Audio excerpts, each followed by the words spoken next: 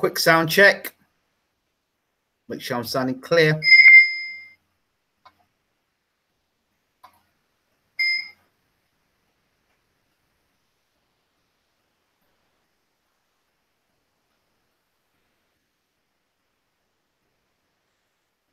One sec. Quick sound check. Make sure I'm sounding clear.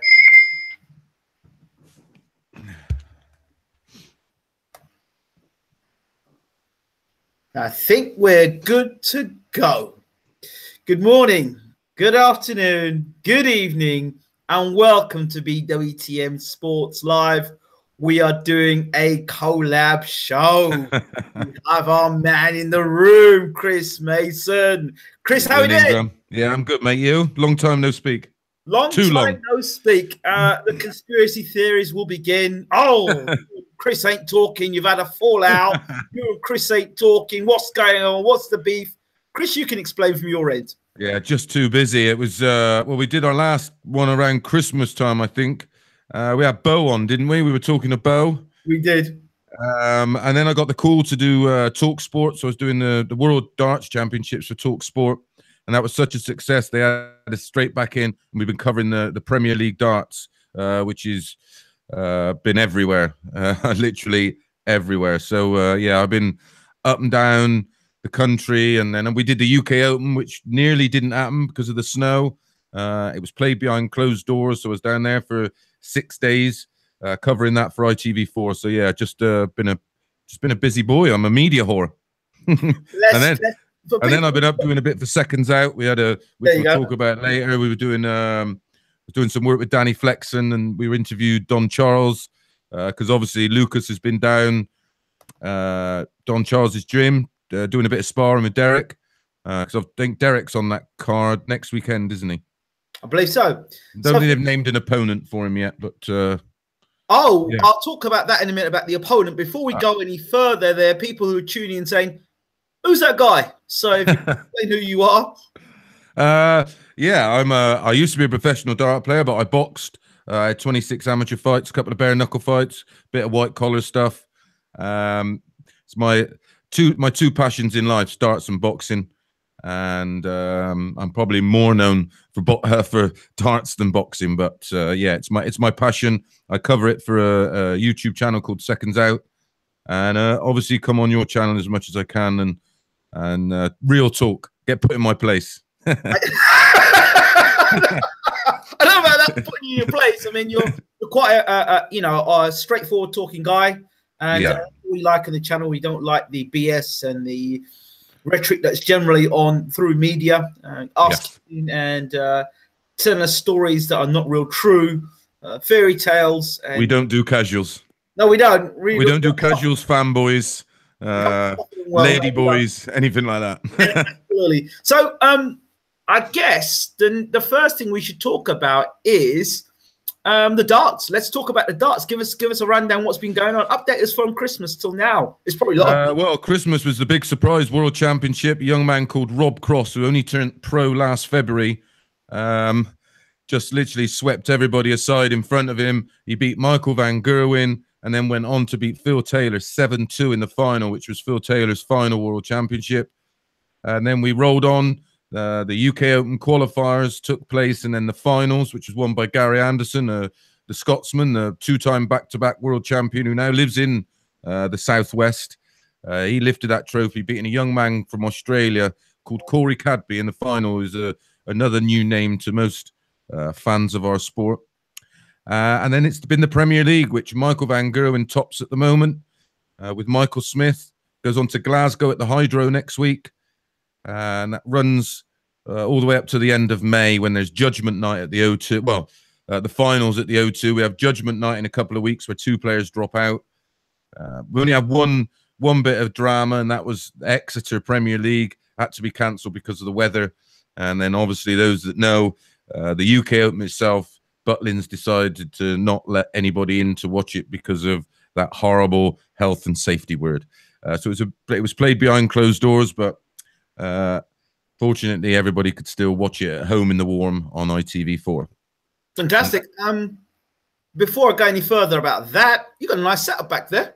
Yeah, it took a little bit of while. I mean, you were the sort of the inspiration behind it, because I came on your channel a fair few times and obviously tuned in to watch you talk boxing, and I thought, right, I'm gonna try the same, do a little bit different, so I can take live phone calls, which is a little bit risky.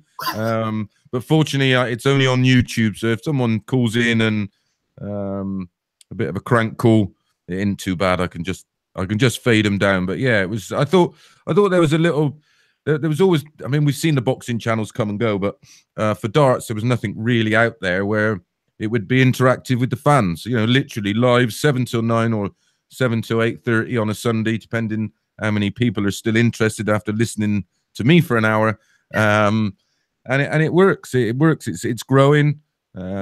People do call in with some great points and just discuss the issues of darts. This weekend we had the Players' Championships. Saturday was won by Michael van Gerwen, and Ian White won tonight. So it was always something to discuss with darts. Always something going on somewhere. There were two things in darts that I did keep my eye on. Incidentally, one of the things was Phil Taylor getting beat, and I couldn't remember. I thought it was a media thing, but the response was how he got beat. He didn't take it very well, or something. No, he won the World Match Play last year, and that was a big major, and he beat Michael van Gerwen as well. And for me, he was already announced he was quitting, but I think he should have gone then, because his behaviour was quite bizarre throughout the rest of the year, when he seemed to throw his toys out of the pram a lot, and he had a lot to say about a lot of the players. And he sort of, you know, instead of going out sort of, you know, as the hero, and I mean, darts wouldn't be where it is, that's for sure, without him. But he left a bit of a bad taste in most people's mouths, and he sort of showed why he was the ruthless world champion that he was, and unfortunately, a lot of people didn't like it. So that was quite sad. Yeah, and he got okay. And he got absolutely thumped in the final 7-2 by Rob Cross. There were lots of thumbs up going across the world, eh? Yeah. He wasn't very popular in his last year on the circuit, unfortunately. But he's over in China at the moment, or Japan, playing the soft tip version of the game, which is very popular over there.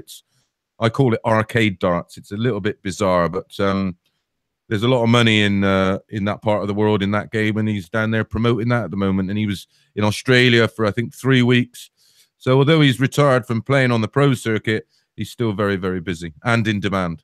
I know you call it arcade darts, but are those words going to come back to haunt you? Because where the money go, and someone will say, "Oh, you said arcade darts." Well, they actually streamed this, or China. Yeah, they actually stream the event. I mean, I mean, you know what, they do everything right by the book.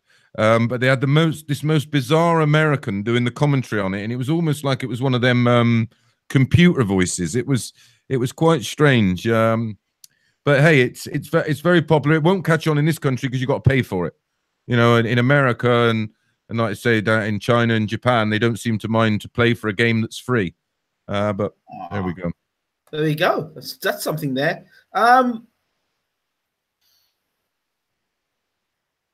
Did you expect Phil to lose before the final? Asked DJ Slick. Yeah, I didn't fancy him to. I didn't fancy him to get to the final. To be honest, he was, like I say, his form was patchy. He played as few events as possible, and like I said, his behaviour was getting a little bit bizarre. And his reaction on stage while he was playing, but he showed why he is the 16-time champion in the world and probably the most dominant force in darts we'll ever see, because he's a born winner and he knows how to win. But yeah, I didn't fancy him winning the final. Rob Cross was on the crest of a wave and he was hitting big averages. He'd avoided match darts against Michael Smith and Michael van Gerwen, so it was almost like his name was on the pot already. Oh, wow. The other thing I picked up in the darts world, there was somebody who got suspended, I believe. I could be wrong with that. There was a big thing about somebody getting suspended, an incident that happened. Oh, Adrian Lewis, yeah. It was. Now we're getting back to some more boxing. Yeah, it was. He played this Spanish guy, Justicia, and two of the boards on these pro tours are basically 128 player tournaments. They take place effectively behind closed doors on the weekends. It's for their ranking positions and whatnot. And Adrian didn't take kindly to some of his gamesmanship, shall we say, and he eventually pulled him. He won the match, but they had a bit of a, well, it was handbags really. There was no punches thrown.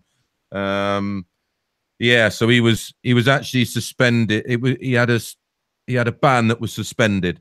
So if he's on sort of dodgy ground, as they would say in the prisons, he was on a bender.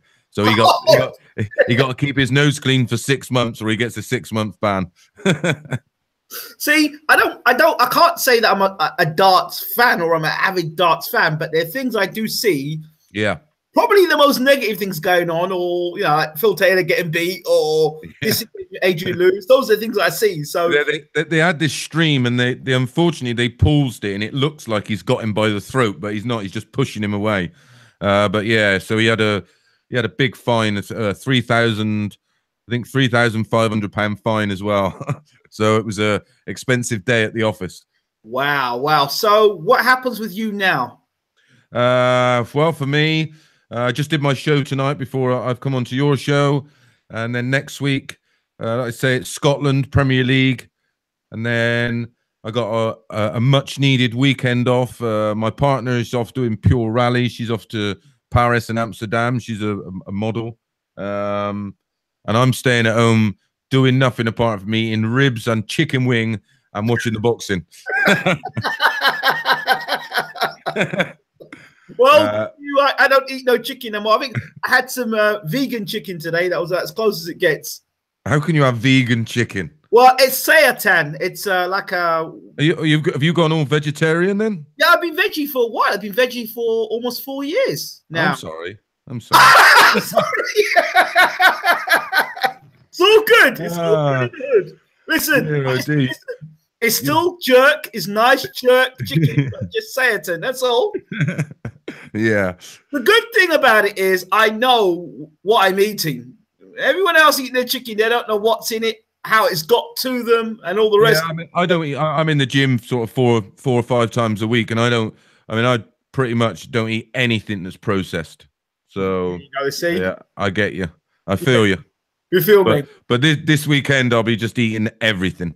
You're having a junk weekend. Yeah, if it's not nailed down, I'm eating it. Yeah, the closest to junk I would get now is Pizza Express. That's about it. Yeah. Oh God. Pretty nice. Yeah. Well, you don't like Pizza Express? Nah, it's cheese on toast, isn't it? Well, yeah. Well, for me, that's a treat. That's a treat. It's a big. It's a treat.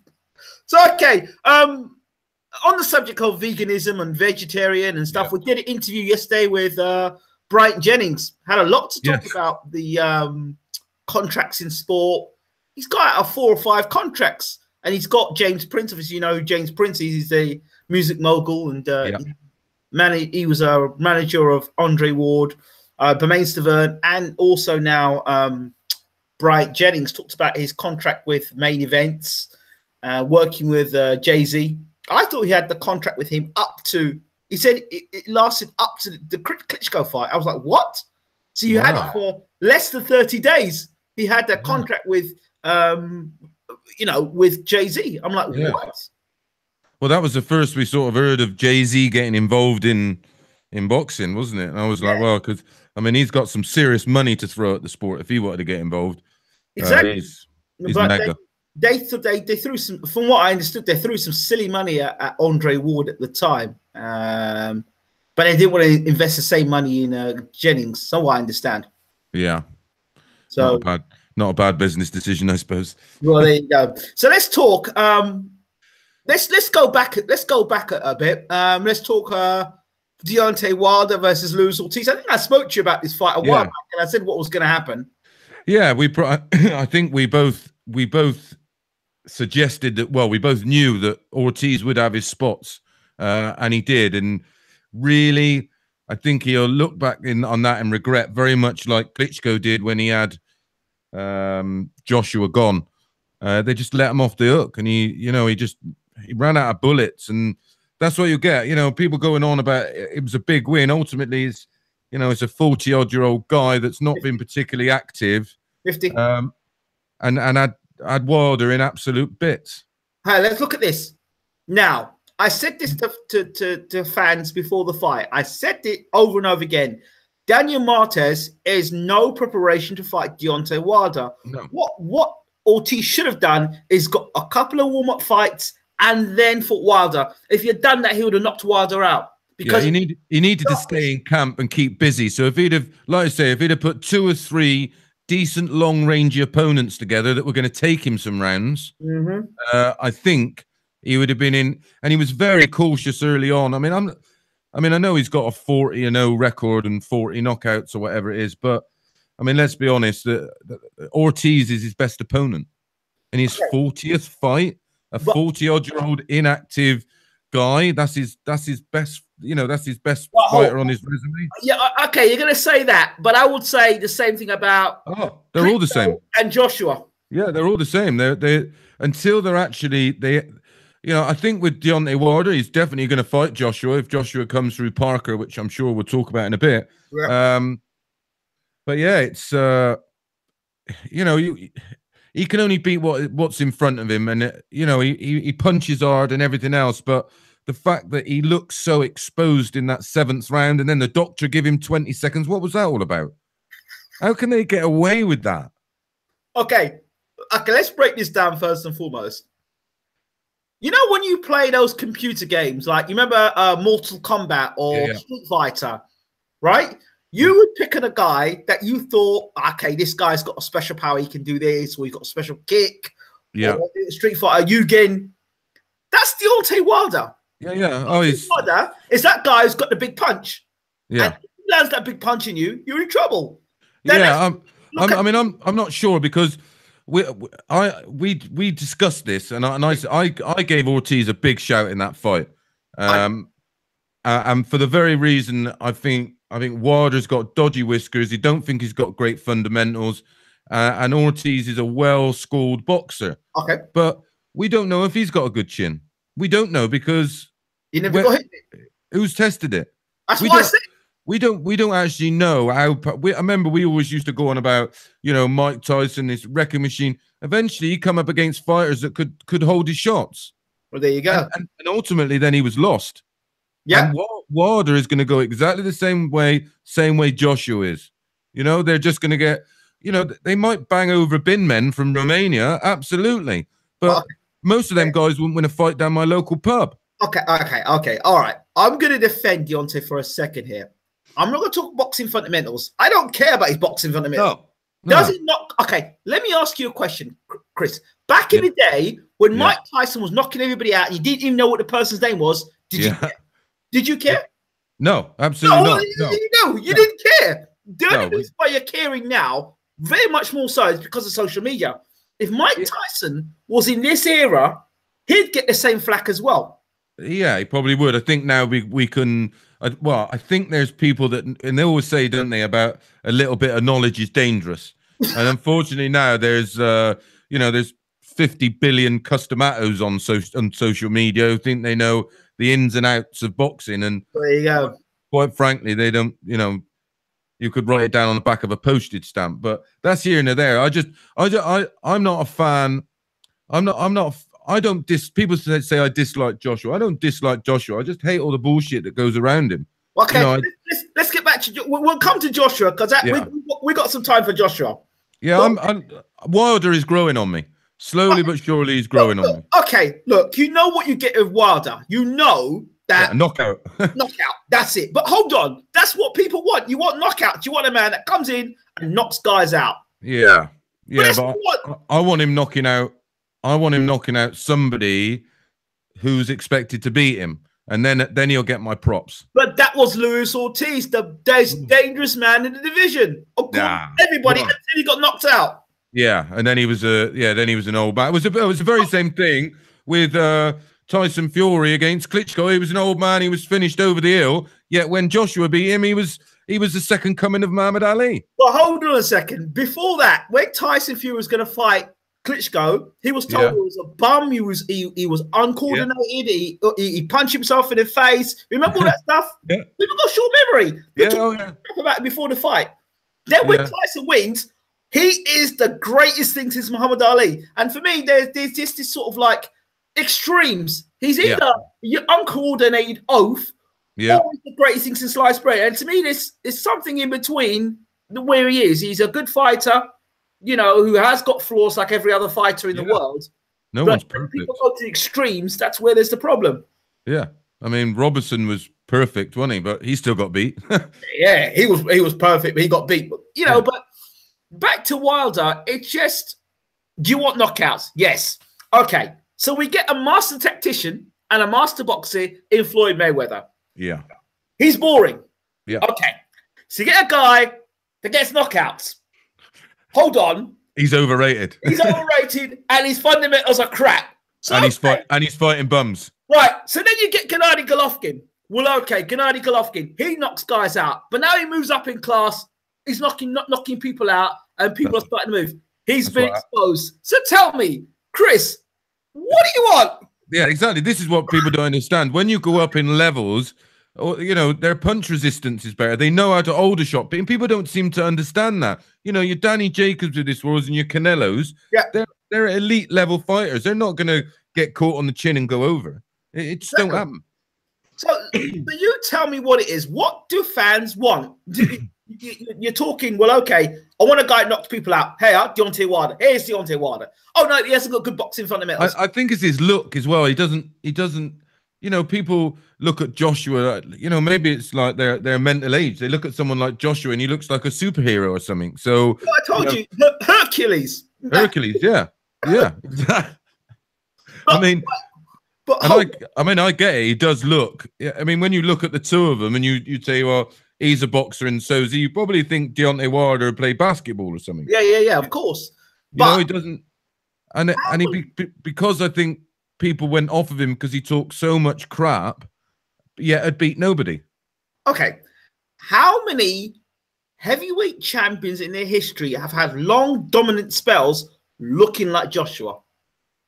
Yeah, not many. I can't name one. No, I can't. No, that's a great point. That's a great point. And that's and all credit to him because, you know, this is a guy that don't even do any road work. He doesn't even run. He gets his fitness from sparring and gym, and he's not even particularly a physically strong guy, but he's just been gifted with a punch that must be like being kicked by a horse. I mean, speed times strength equals power. So he's got a fair amount of speed and he's light. Yeah. It's the punch you don't see that knocks you out. So I think his punches are real quick. Yeah, and they come from different angles. He's unorthodox, which again is, you know, you can watch. Sometimes you watch like, you know, when I was in the gyms, you'd have somebody who'd not had a fight before, as in any boxing training. Yeah. And he'd go in and put him in sparring with a really good technical boxer. The real good technical boxer would struggle because they you know, you almost get a read on a fighter of how they're moving, the jab. You know, he does have a jab, but it's not one that he really worries about. He just worries about cracking that backhand over, and it's over. Now, here's another thing. He's a bronze medalist in the Olympics. Yeah. That's another thing. So when we say he hasn't got boxing fundamentals, how the hell did he win a bronze medal at the Olympics? Yeah, and he was a late developer, wasn't he, in boxing? So I mean, so I think what it is, maybe he's not effective. He doesn't look great. He's not. No. But does he get the knockouts? Yes. Would you say Deontay Wilder's boring to watch? No, absolutely not. Well, I don't, you know, I've watched every one of his fights that have been available to watch. I've watched because he's an interesting. When he first come along, I think he'd had something like 9 knockouts, and I don't think he'd done more than 11 rounds or something. I was like, wow, you know? He was terrible. He was awful when he first came out. He was awful. And then obviously that fight that's now been deleted against Harold Sconiers, which I don't know how he's managed to delete that from the world.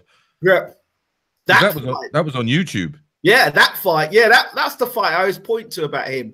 But he's grown. He's developed a lot since those days, though. To be fair, I think. Yeah, I mean, his whiskers did look. The one big flaw why I think we both gave Ortiz a big chance in the fight was because we were worried about his whiskers. But I don't think that's changed too much because he was literally rocked from pillar to post and he was holding on for dear life.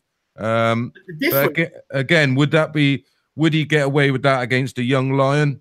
I don't think so. Let me ask you a question. If Joshua got hit with the same punch, what would have happened? Yeah, there we go. That fight for me is whoever lands first, and it's over. It's done. You don't need any judges for that. That's for sure. So if Ortiz had hit Joshua with the same left hand, what would Joshua have done? Yeah, well, we know he was put on Queer Street against Dillian White, and Dillian White ain't a puncher. And then he was dropped by Klitschko. Yeah, heavily. Yeah, he was dropped by Price. He's been dropped by Joyce in sparring. He's been, yeah.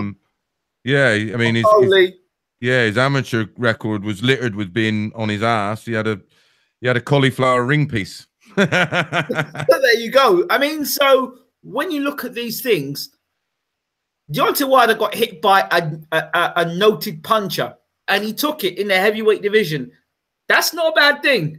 Well, he just won the one shot. He was clipped in that round, in that 7th round. I mean, he was hit with some big shots, and he rode it out. And listen, we always say it, you know, a mark of a champion. Look at someone like Lee Selby. You know, I just watched that press, the gloves are off type thing with Josh. And like he said, yeah, I've been over, but what do? I get up and I win.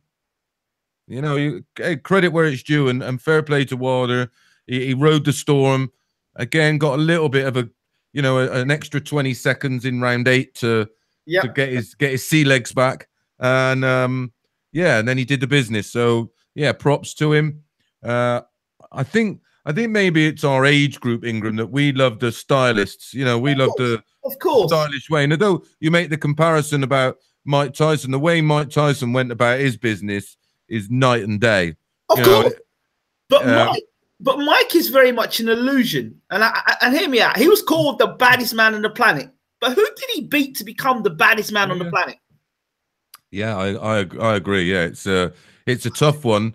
And, you know, yeah, it was all about timing, wasn't it? There wasn't marketing. Yeah, and it wasn't that, but who was there for him to fight? Yes, but great marketing by Bill Caton. Oh, unbelievable. They had the best marketing. I said, listen, we'll get a bum of the week, and we'll get this guy Mike knocking all these guys out. It doesn't matter who he is, but as long as this guy's knocking people out the way it is with the highlight reels, that's sticking people's minds. That's why Mike Tyson is still in people's mind. Yeah, this great monster. Yeah, and he'd struggle to be in my top 10 of best heavyweights ever. Of course, he never got off the deck to win a fight. No, never. And he's never. I don't think he's ever turned a fight around when he's been the one on the receiving end of punishment. No, I don't. I think he had a very brief career, though. I think his best was 84, 85 to about 86, 87, and I think by then he'd got involved with Don Gibbons, got involved with gear and drinking and smoking, with all things for a boxer, is just mind blowing. And that was the end of it. And it was a shame, really, because he could have gone down as one of the best ever. Absolutely. But way too small now with the modern heavyweights. Interesting. What do you think about if Wilder had caught Joshua with the same punch Klitschko did? What would have happened? He'd go. Like I said, I don't rate either of their whiskers. It's definitely an issue with both. And the problem is what you'll find if they came up against stiffer opposition, they would have boxed more in their shell, and they probably wouldn't have been as effective because they've got away with it. You know, you look after that Dillian White fight with Joshua, his style had to adapt. It had to change because fighters know that he's got dodgy whiskers. It's the worst kept secret in the world. And he will eventually fight someone as in Parker who will go, right, and put it on him. And you know, I wouldn't be massive. I think AJ wins in probably inside 6 or 7. Really? But I would like we discussed, and it's not sort of having the best of both worlds. I wouldn't be massively shocked if Parker beats him. I wouldn't be massively shocked if any heavyweight beat Joshua. See, it all comes down to one thing and one thing only. Parker has to keep Joshua with his back against the ropes. If he keeps Joshua with his back against the ropes and doesn't allow Joshua to have forward momentum, he beats Joshua and beats him easily. He beats the brakes off him. Technically, he's a much better fighter. For me, anyway, from what I've seen of him. I know people will say, oh, the Hughie Fury fight. Listen, Hughie's style is not adept to looking good. Nobody could look good against Hughie Fury. Nobody could look good against Tyson Fury. It's the way they've been trained, and it's the way they box. It's a little bit of a worry that Parker's, was it Ruiz is probably his best name on his record. Again, you look at Ruiz, durable, can punch. Durable, can punch. Yeah, nobody. Yeah. When he's right, no one beats him easy. I like Parker a lot. I like the way he carries himself. I'm going to go back to something. You mentioned something about Wilder getting a 20-second break. Can you explain to me about the Takam stoppage with Joshua? Yeah. It's a strange thing. A doctor is not allowed to intervene at the start of a round, and the referee. I mean, this is a big heavyweight fight. What is the referee even thinking? And then in one breath you get a guy given 20 seconds breathing, to recover, and then Takam was like, what was left in that fight? 4 minutes? Was it the 11th round and 2 minutes in?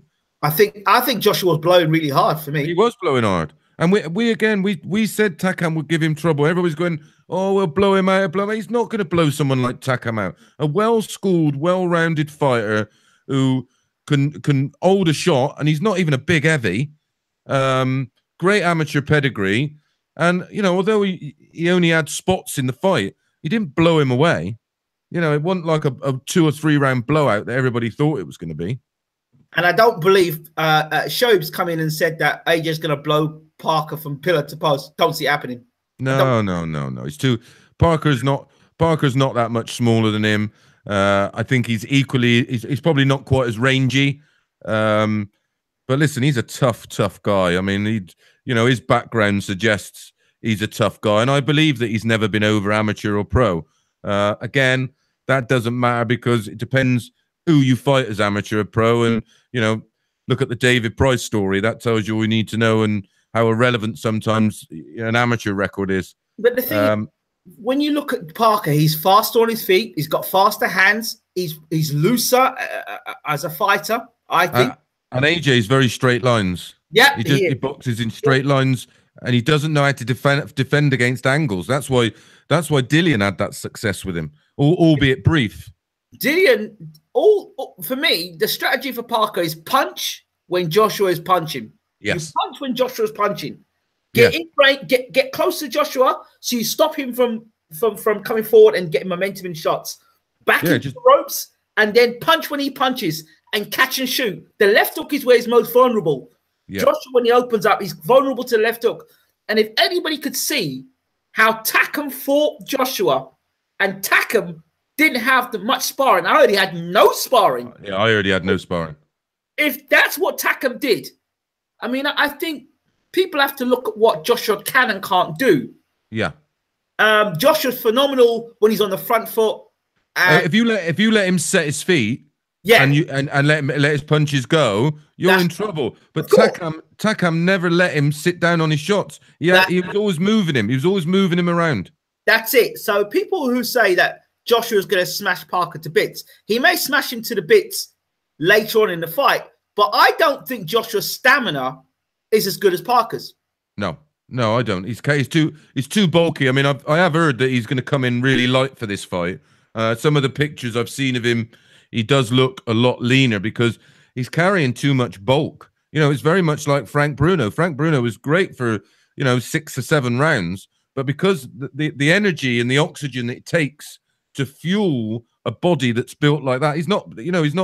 Look at Muhammad Ali, the perfect body for a heavyweight boxer. Long, lean muscles. I'm not convinced in this. Well, I'll take all the weight off. I'm going to be okay. Because Joshua's had all that waiting for so long. He's taking all that weight off now to fight. I don't think it's as simple as that. I really don't. I think that your resistance, now you're not going to be as heavy. That means your punch resistance won't be the same way. Exactly. And it's not great. It's not great at the best of times. And the physical strength that you had, the extra weight you could lean on a guy and push a guy off, you're not going to have that now. No. No, I mean, and like I say, you look at Parker. He's although in a few of his fights, I think he's been a little bit too heavy and not as conditioned as what you'd expect. But from what I've heard, in the grapevine, he's in fabulous condition already. Now, guys like Lawrence Okoli, who's a cruiserweight, and then you've got Dubois that's put him over. You've had David Price put him over. I mean, you wouldn't say that Dubois, Price, and Okoli are technically great fighters, would you? No.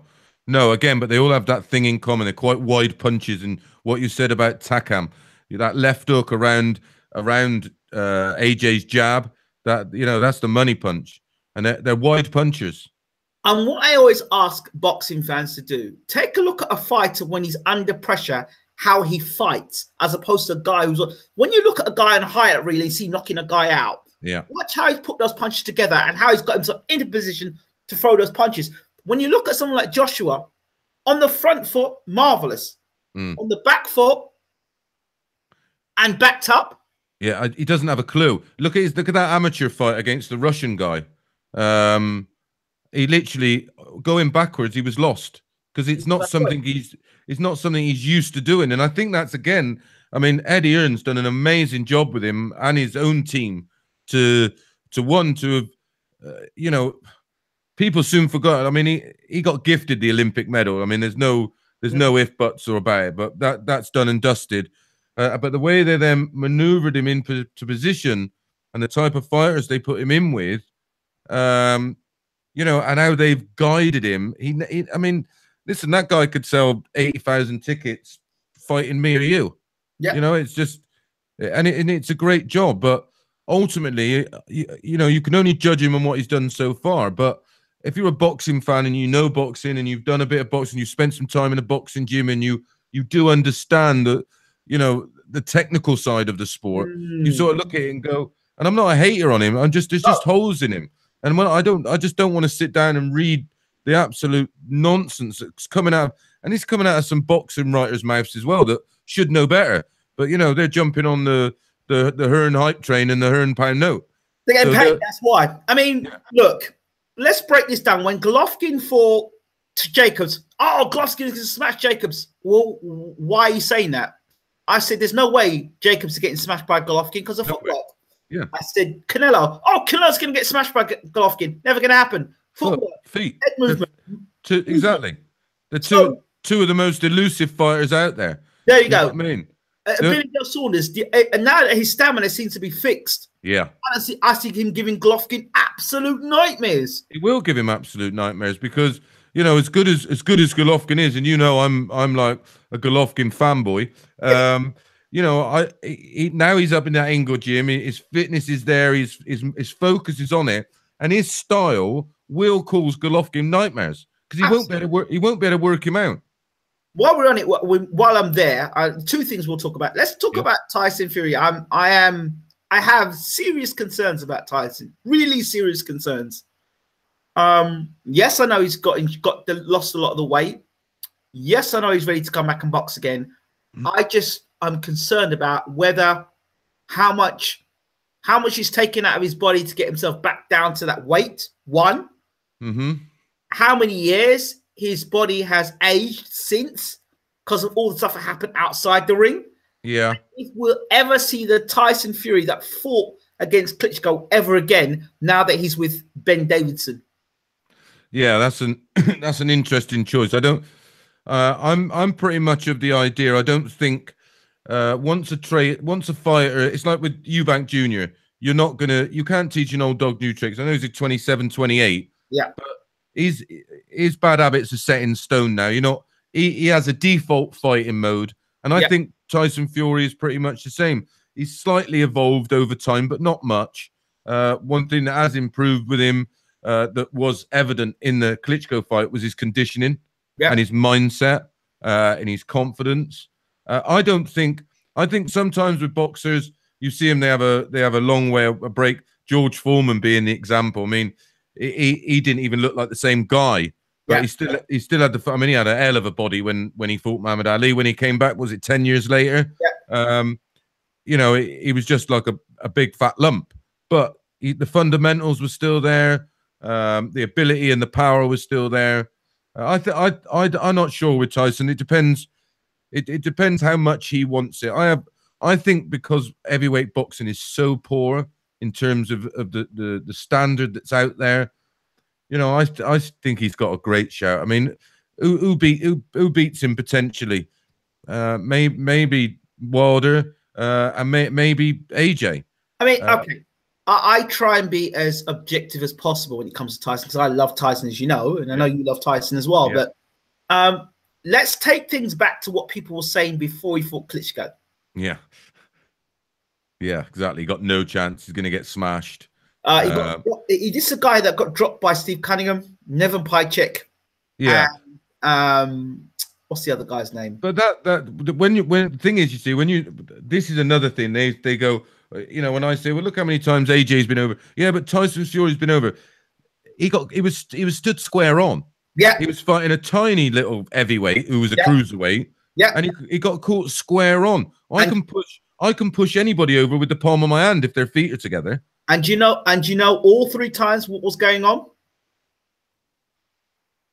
Go on. All 3 times he was doing that, he was clowning around, playing. Yes. Yeah, exactly. And all 3 times he got caught with the same punch. Yeah. And I told Tyson this, and you know what he went and did? Turned southpaw when he fought Chisora. Yeah. Because vulnerable to guys under 6'3". Yeah. To the overhand right. Yeah, exactly. Straight over the top. Southpaw to take that right hand away. But that's the difference with Josh, with Fury. He does listen, and he seems like a great student because, you know, he has adapted. And he can adapt in a fight. He tries different things. He switches it up. You know, he can take 2 minutes of a round off, and you wouldn't notice. You know, a couple of little strides to the left and right. He's way out of your range. You know, you're not. You know, and again, he'll step forward, and you'll think he's so far away. I mean, his arms are. You know, his reach is insane. And again, he understands distance control. You know, it's another thing that seems to have been sort of lost in boxing in recent times. He gets that little half step and some distance control. Here's a key point. How much credit do you give Peter Fury for masterminding Tyson Fury from where he was, Nevin Pajcek, to world heavyweight champion? Yeah, well, you can't not give him credit. I like Peter. I like what he stands for, and I like the way he speaks. He's a zero BS kind of guy, and he knows boxing. There's absolutely no doubt about it. He knows boxing. He's a student of the game himself. Absolutely. And the game plan that he had for that Klitschko fight, you know, it's a shame because probably in 30 years' time, people look back at it and go, "Wow, that was incredible." You know, this guy was a big outsider, no one rated, no one respected, and it was a team effort. I know it was, you know, you can't fight for your man, but he installed something in Tyson for that fight that, you know, unfortunately with someone like Tyson, he needs to be kept busy because he must get bored, and that's when he not only says some stupid stuff, but goes out and does some stupid stuff. I'm not that way. Everybody calling him a cokehead. Listen, he probably dabbled. Most people have. Don't throw stones in glass houses. You know what I mean? Oh, he went out on the piss. Most fellas are out on the piss every weekend. You know, I don't. So what? So he had a bit. I'm not really worried about that. It's like my concern is he still hasn't made that comeback. That's a concern. Well, I've heard a whisper that he's going to get on. He might be on Hughie Fury's undercard. Okay. I don't know against what opponent. But yeah, I've heard that they're sort of looking to try and put him out on the undercard of that fight and just give him some rounds. I've heard 2 rumors. I heard one rumor it could be Kubrat Pulev, and another rumor it could be Shannon Briggs. Yeah, I've heard Shannon Briggs, which I just wish Shannon would hang him up, man. I don't know why he's still, you know, he's an accident waiting to happen, that man. But you see, he is dangerous. Oh, you know, in the first couple of rounds, if I tell you, Well, that's the thing, right? It's all about risk and reward in boxing. It is. He's too risky, and there's no reward. It's a lose-lose fight. Pulev. I don't know. I was thinking of someone like Hellenius. He won the other weekend and looked half about. He was awful in that fight in Monaco, but he's a decent enough name. He's a big guy. Sokolovsky would be a nice comeback for Tyson. Yeah. Anybody like that? Listen, you want someone who's decent and has got game. No point in putting him in there with someone that's just gonna either just roll over like that fella Joyce fought the other night. Donny Palmer. Yeah. Did you see that? Well, I predicted. I said 6'10". Yeah. He's big. He's strong. I said, listen. I said, we'll find out how much Donny Palmer's got as soon as Joyce hits. Yeah. One punch night. I mean, I didn't know whether he should be in a boxing ring or on page 3. No, that was highlight. That's what you call a highlight guy. Yeah. You look at that Joyce and you go, wow, look at Joyce. Looks amazing. And then fanboys will jump in and say, I want to see Joyce fight Tyson tomorrow. I want to see Joyce fight. Because people are clamoring for Joyce. I think Dubois beats the brakes off of Joyce. Be an interesting fight. Yeah, I think and it's a shame they're going to be matched up too early, but I get it. Well, I'm not a fan of Joyce. And everyone goes, oh, he's hardly ever boxed. He was in the World Series of Boxing. He was fighting with no head guards and the right size gloves. He's got an extensive amateur career. He's been to the Olympics. He's been everywhere. This isn't a guy that's just laced the gloves up 6 months ago. What do you make of this story of Joyce fighting Chisora when I hear Chisora's going to be fighting Takam? Yeah. I've heard the same rumors of you. I don't know how true it is. Nathan. Yeah. I think Derek's a handful for anybody. A fit Derek Chisora who's motivated is a dangerous fight for anybody. He was a dangerous fight for anybody, but how much of that fight he had with Dillian White took out of him, and then the fight he had afterwards in Monaco, that was a terrible. Oh, that was a stinker. He stunk the place out, but he just didn't. He looked flat. He didn't look motivated.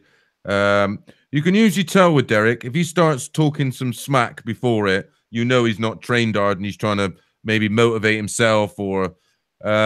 Usually when he's in a good place and he's positive, he's in shape. And that was a good fight against Dillian White. How did you score that? I had him winning the fight, but even in White fight, he looked like he lacked stamina. He was taking lots of breaks in the fight, lots of breathers, sitting on the that's a guy that's not totally fit. Yeah, his conditioning is a frustration because I think if he was in good shape, he's still got a little bit to offer. I mean, he's a dangerous fight for anybody, and he's an impossible character not to like. Yeah, absolutely. So I don't give him much of a chance against Takam, to be honest. No, I don't. No, I don't think that's a good fight for him. Joyce would be a good fight. Yeah, Joyce would be a good fight. If he came in, not a ridiculous weight. I think his speed, I think his movement, I think the fact that he knows more tricks than Joyce. I think he'd give Joyce nightmares. I think any mobile heavyweight gives Joyce nightmares. I said this, that any mobile heavyweight would give Joyce a lot of problems. David Haye, Tony Bellew, the rematch. Why? Oh, man, I just... Bellew drives me up. Well, they both drive me up the wall. I mean, I can't believe how small David Haye is. He is seriously lost so much size. He almost... That's a question mark, isn't it? That's got to be a question mark there. Yeah. I'm not doing anything liable. Right? I'm not doing it, Ingram. Don't get me there. Last night I watched David Haye on Box Nation against Derek Chisora. That was the first fight that I covered for Fight Hype UK, right? And I went back and watched the whole fight again, and I remember it because the next day I flew it to the Caribbean. And looking at that fight back then, you look at the way David was built. Oh, tank. Look at his definition now. Yeah, something's not some it's not quite. Yeah, it doesn't add up. It just he looks like a cruiserweight again. Yeah, he does. Yeah, he does. He looks like he could do cruiser comfortably. Maybe that's the plan. Well, maybe that's the plan. It might be something else. Maybe he's a vegetarian. I don't know. Maybe he's not eating any of that special beef anymore. The Mexican cows, eh? Yeah, Mexican cows. Do you know how much meat you have to eat? He had a 0.6 milligram reading, right? Yeah. Do you know how much meat, contaminated meat, you would have to eat to get that reading? No, I don't. Someone actually sat down and worked it out. There's always someone, isn't there? Yeah, and they, someone with, have more time on their hands than me. Yeah, it would be physically impossible to eat that much meat. And he's not a big guy. He's not like Eddie Hall, who's like 300 odd pounds or something, and probably does eat half a cow a day. It's just, it's criminal. It's criminal. Let me throw this up at you, and this is a conspiracy theorist thing. Now, whether Gigi or Canelo wins or not, if he wins and he beats Golovkin, they'll say he was on something. Yeah. Right. Yeah. I just think that is just, and a guy's now whole career now has been tarred with the fact that he could be a drugs cheat. Yeah, and the thing is, if GGG beats him, right, it'll be, oh yeah, well, they only got a draw the last time because he was on the gear, and he's beat him now because he's clean. Right, you see what I mean? No one wins that fight anymore. To be honest, the Clen, whoever, I mean, there's several ways it could be used. It could be used to mask something else. Yeah. Or he could be using it to strip fat by retaining muscle. But the fight's 2 months out, isn't it? Yeah. Or 9 weeks out. You wouldn't do that cycle 9 weeks out. I mean, a gym I train, a load of bodybuilder guys. They know everything about everything. Yeah. There's some say, well, maybe it was at the end of his first cycle, because you'd cycle it every 2 weeks, and then you'd get up to some of them get up to like 40 milligram of it a day, and then it's got a 30-hour shelf life in your system or something. So he's either using it to mask something else, and he's another guy that put on an insane amount of size. You look at the version that fought Floyd Mayweather, and you look at the version that we're seeing pictures of nowadays. But having said that, that could also be a time of muscle mass building over time, and he's getting older. Yeah. So he could effectively, I mean, how old is he? He was a boy when he fought Floyd. Let's be honest. Yeah. Oh, he was. Yeah. I mean, I don't blame him for the money, but a terrible decision, really. Yeah. Although, Floyd does what he does best. He dried him out to a prune for that fight. To be fair, Canelo said he'd come down at whatever weight he was to fight Floyd. Him and his big mouth trainer. Yeah, exactly. Yeah, big mistake. And then there was, I've seen some recent footage as well in that first Golovkin-Canelo fight. He didn't even actually make weight. He went on, the scales were still moving. He got on them and got off. And then there's some footage of him having a pill put in his mouth. I mean, it all doesn't, it's all a bit shady. Lucas Matisse, I've seen him before a fight, literally put pills in his mouth live on TV. You remember that when he fought Lamont Peterson? Yeah. He put a pill in his mouth. I don't. Why is the commentator not talking about this? Well, yeah, but that was very much like the Eubank Groves fight. I'm sat there watching it going, he's dislocated his shoulder. Never mentioned it. Never said a word. So you watched the coverage of that fight. They never even said a word about it. And I'm like, surely one of them's going to realize he's popped his shoulder. I think I mentioned it in the I think I did the live coverage on that on commentary. Yes, yeah, you did, yeah. And I think I mentioned it, yeah. While we're at it, let's talk about Mr. Eubank. Yeah, well, I thought he either wins on points or gets stopped late.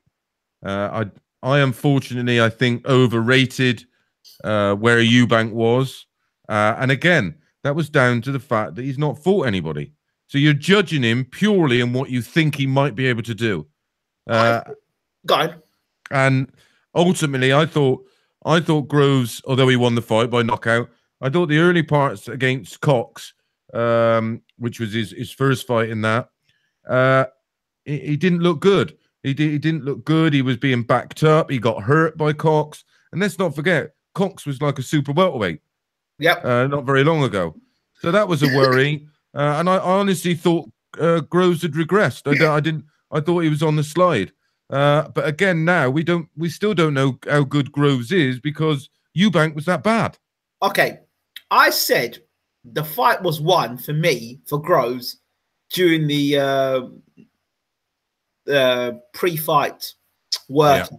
I said, there is where the fight is won. You saw Groves boxing to a game plan, training to a game plan, showing shots together with his trainer. Then you had Eubank just throwing all these stupid shots. I said, you see this here? There's one guy who's got a game plan, and here's a guy who's got no game plan. Yeah. And and some of the stuff he's come out with lately that, Groves didn't want to fight. I mean, I feel embarrassed for the boy. He literally is an internet superstar who's got what he's got on the back of his old man's name. And that's it. The guy is great against static objects.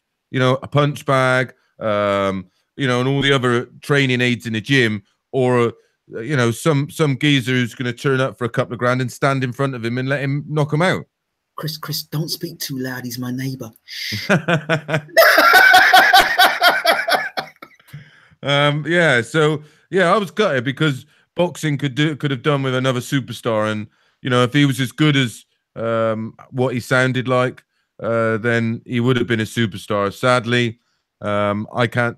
He beats no one of any note, no one, because he's just so easy to. He just doesn't have the fundamentals, and you ain't gonna teach him how to box at 28 years of age.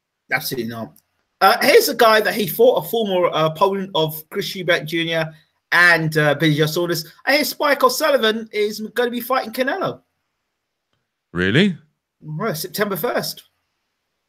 Wow, that's interesting. Yeah, I mean he actually looked decent against Spike in that fight, but again, I don't think Spike had a great night himself. He burst his eardrum early on. His equilibrium was all over the place, and he was a little bit too static, and he was straight lining straight into Eubank Jr. And that, you know, that was probably the worst game plan. But to be honest, give credit where it's due. Since that fight, Spike's looked really good. Yes, but I don't see the point of him fighting Canelo. I don't see him fighting Canelo whatsoever. But well, I hope he does, because it means he's going to get a couple of million quid, and that's him and his family secure for the rest of their life. And of course, for that point of view, yeah. But money's one thing, but also he's somebody that I actually know and got a lot of love for. Yeah. I don't really want to see him in the ring with Canelo of all people. No, I don't want to see him getting busted up by. I would rather see Clenello, as I call him. I'd rather see him fight Golovkin, actually. Yeah, as that sounds, I'd rather. I got a lot of love for Spike. I'd rather not see him fight any of them. No, but I'd rather Golovkin, because I think Golovkin's on the slide. I don't think it's better. Although some people will tell you different, I don't think he gets better at 35. I think he's now on the slide of his career. So do I, and I think that was evident in his last few fights. That half step's not there, that speed's not there, the timing isn't quite there anymore, and he's had a lot of fights. That guy's had one seriously tough career. Yeah, you know, an amateur career that was over 300 fights, and now and he was a busy pro when he first started. Yeah, and now he fights Canelo again. After the Canelo fight, I say, you know what, Spike, go take him, go fight him. Yeah, why not? Why not give it a go? He could pull it off. You know, I rate Spike. I think, like I say, I think in against Eubank Jr., I just don't think he was right for that fight. Yeah, the wrong game plan.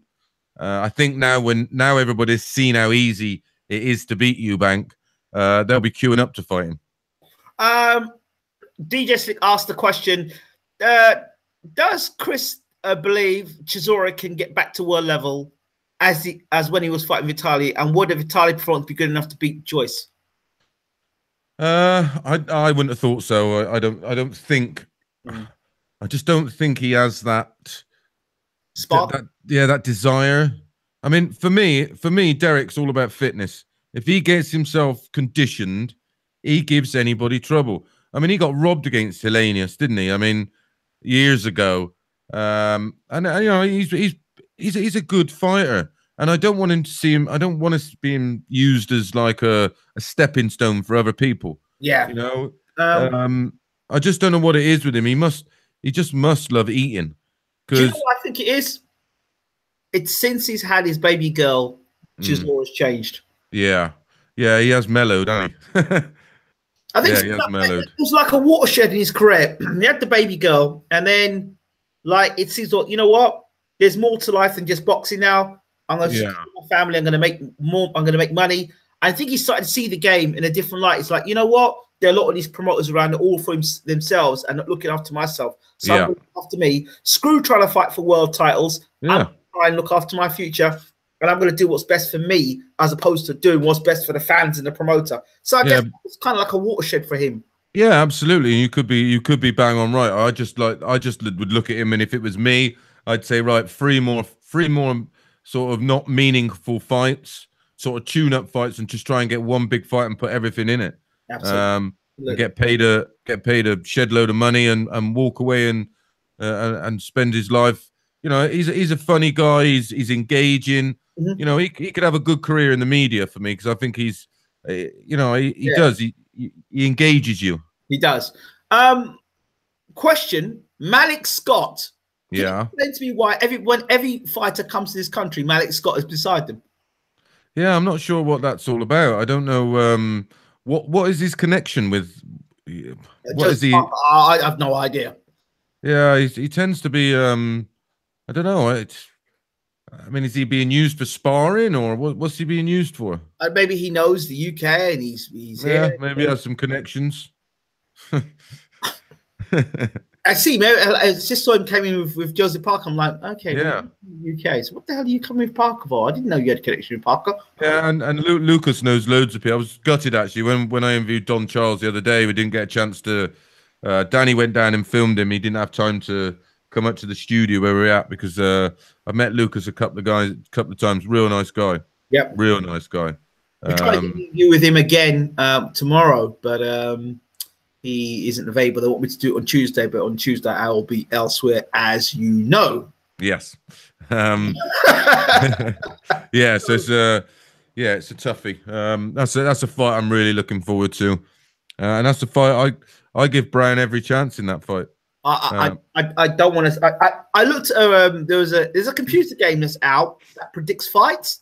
All right. The prediction is Lucas Brown 4th round knockout over Dillian White. No, I don't think he'll get him out there. I don't think he could get him out there any quicker than Joshua.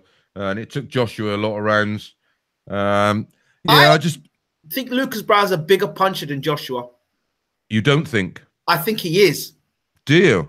Yes. After Deontay Wilder, I said after Deontay Wilder, Lucas Brown is the biggest puncher in the heavyweight division, and then Joshua.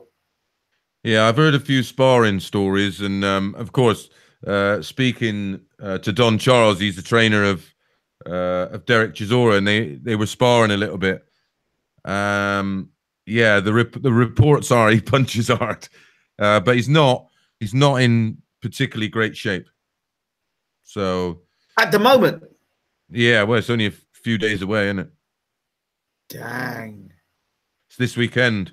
Yeah, and people around him said he's not in great shape. Don Charles fancies Dillian heavy in the fight. So, and he'd know. You know, so why is Lucas not in great shape? Don't know. They just say he looks like he's big anyway, but they're saying he's like really big. You know, like probably carrying a bit too much. Although maybe it's a conscious decision. He said becoming big for the fight anyway. He did say that. All right. Well, there we go. But it just where on the other hand they think the whispers are Dillian's in great shape, a little bit leaner than before. So he's got the speed. But again, I don't think, he fights typical of a kickboxer, and that's what he was. Before he went boxing full time, he was a decent kickboxer. And again, he's never got out of that horrible kickboxing stance and the way he throws punches. And I don't think he's a puncher. And I think Brown can hold a shot. Well, we know he goes down, he can get up and win. I'm concerned for Dillian Whyte's defense. I have very serious reservations of his defense. I have serious reservations about that left hook. Yeah. And I'm not sure. I think he did more damage in that Joshua fight than he lets on. Yeah. Yeah, his punches are really wide, and he's not the rangiest of fighters out there either. And I think if Brown was really just pumped out a real stiff jab and then just tried to, a right hand down the pipe, I think he could knock him out. But I can't see him knocking him out quick. And like I said in my interview, I touched both bases really. I think if it ends up in points, there's only one winner because I think Dillian would be more active. Yeah, I think he will rack up the rounds. But if there's going to be a knockout, I can only see it being Brown, probably 7 or 8, somewhere like that. I should imagine. You look at Brown. Dillian Whyte was hurt early in his fight against Robert Helenius. He was hurt early in his fight against Joshua. Yeah, both those guys didn't follow up. No, because Brown. Brown hurts him. He follows up. He's a big, nasty. I mean, lovely guy out of the ring, but as soon as he steps into them ropes, mate, it's like a switch. The thing about this fight that's very interesting, they have similar backgrounds. Yeah. They both didn't do great as amateurs. No. Well, he didn't have an amateur fight, did he? This is my point. Lucas Brown, he did a bit of MMA. His first fight was MMA. Yeah. And then he did a bit of kickboxing. Yep. And then he just turned pro. And my focus on Lucas Brown, I've always said, after Deontay Wilder, he is the next biggest puncher in the division for me. Some people are just born to fight. And he said, when initially he was very raw. But again, you couldn't take your eyes off of it because like Deontay Wilder, you knew a knockout is never going to be far away. But over the past couple of years, he's learned a little bit more about the, jab, fighting southpaw, moving a little bit. Yep. A little bit more on his footwork. So he has, he's improved as a fighter. He's, and he's a real nice guy too. I like it. I got a lot of time for Lucas. But Dillian Whyte, to win this fight, he mustn't get involved. He's got to use the jab and keep him at distance. But he can't do that. You look at his fight with Chisora. He has to engage and and all this roughhouse tactics. If he tries that shit with Lucas Brown, he's getting nailed. That's big time. That's my concern. He's got. If he wins the fight, he wins it long. Up close, that's where Lucas will nail him and knock him out. Oh, he will uppercut or like I said, big right hand. It's an intriguing fight. One I'm looking forward to that fight. Probably a little bit more than I am Joshua Parker, but that's still a bit away yet. So not quite got me buzz on about that. But yeah, so it's a decent enough card too. Who else is on the card that night? I'll tell you now because I did read about it earlier. Copendo 9. If Copendo 9, who's just asked what the computer game is, if you go on, just do Lucas Brown versus Dillian Whyte, and it's one of those old like Commodore 64 games. So just type in Lucas Brown, Dillian Whyte prediction, and it's on there. And it's like the guy's got about maybe 30 views on it. I think it's really good. It just shows like little text of the guys fighting, going back and forth. So check that out. It's on YouTube. Sounds interesting. Yeah, I like the idea of it. I actually do. I had a game called Title Bout where you could predict boxing events. Oh, right, okay.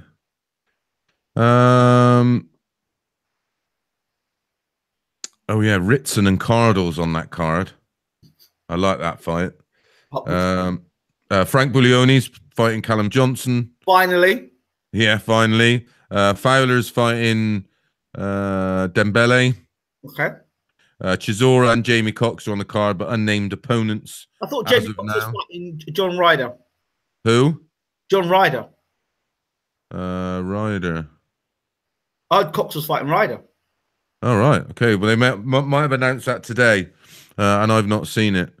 That's an interesting fight. I think Cox is all right. You know, he's Why?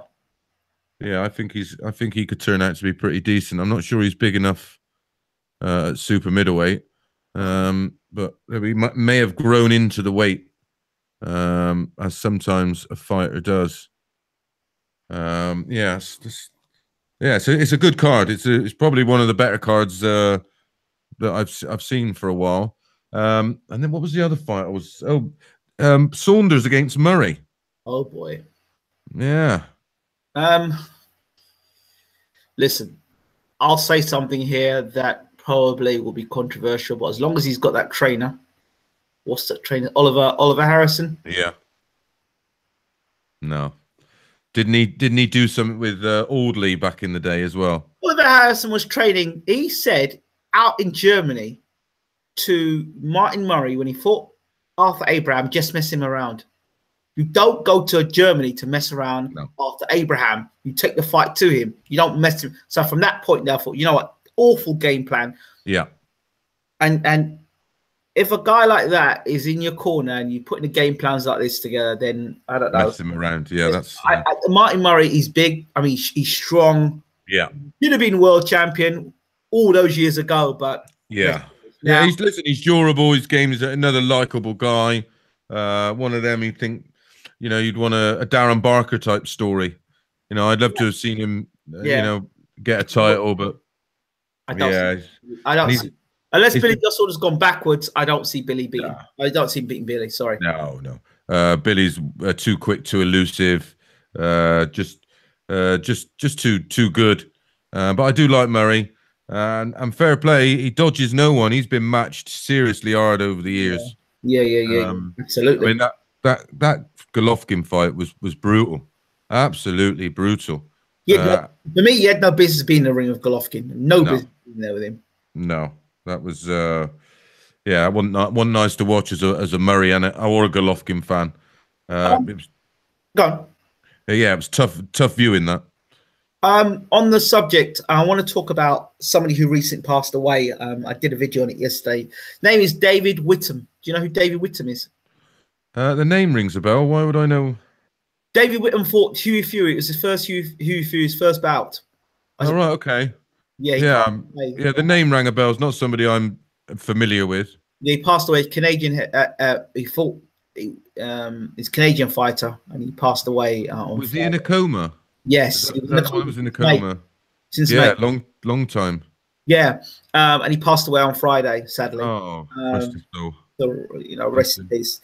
So, what I wanted to talk about that is this thing over into the internet, which really upsets me, and it really gripes me, is where people over Twitter or Facebook or over boxing forums think they have the right to decide how much a fighter should make.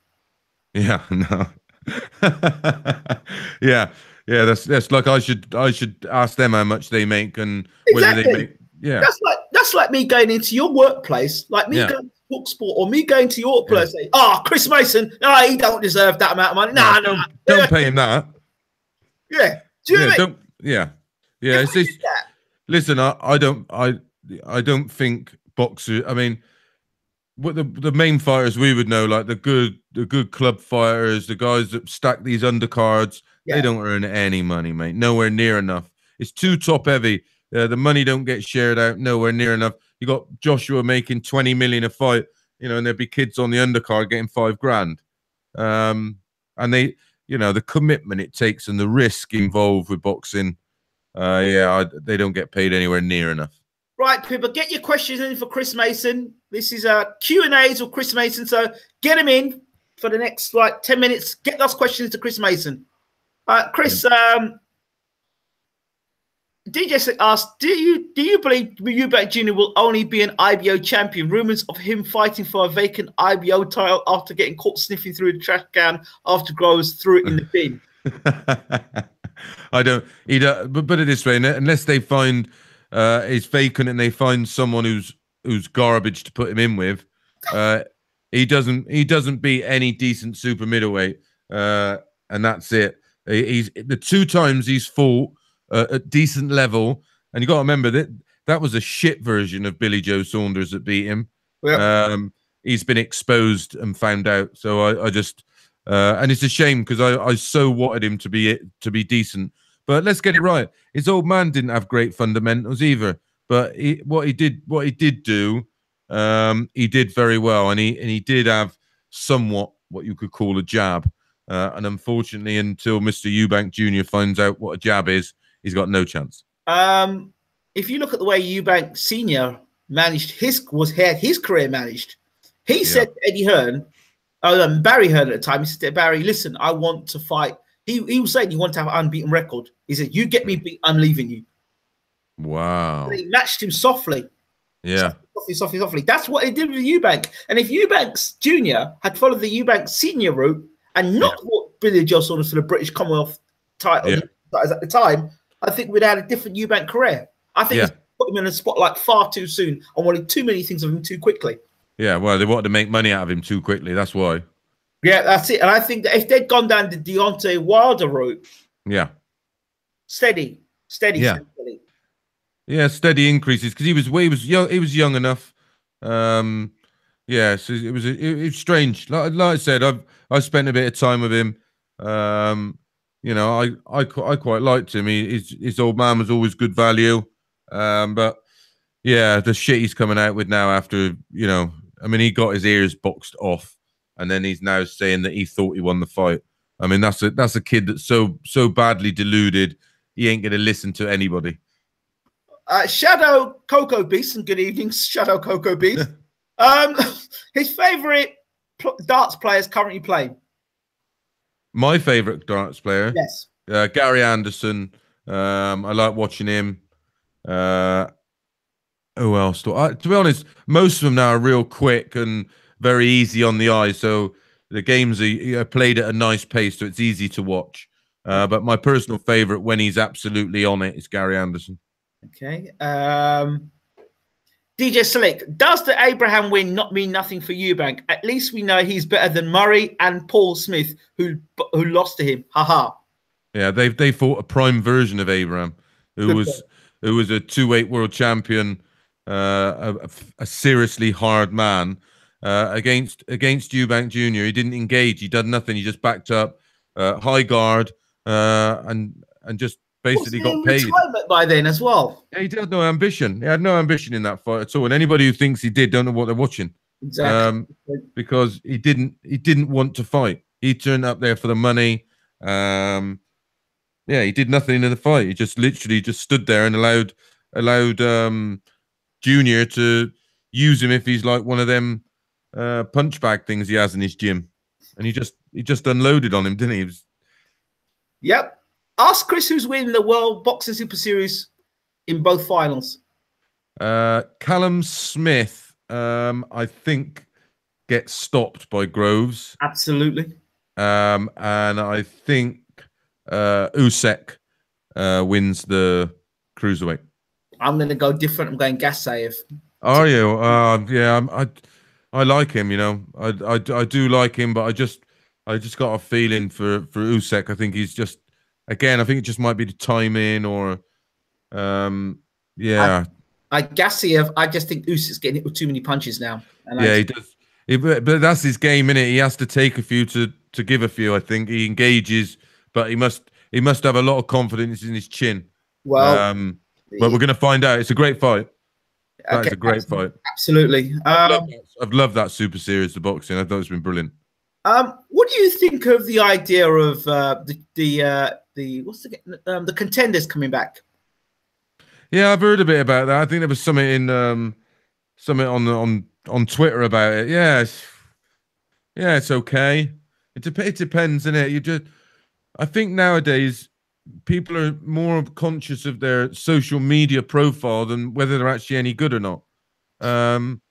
You know, and you'll have these like Essex wide boys who think they're gangsters, and you know that type of people involved. And I'm not, you know, I'm a bit old in the tooth for all that nonsense. Okay.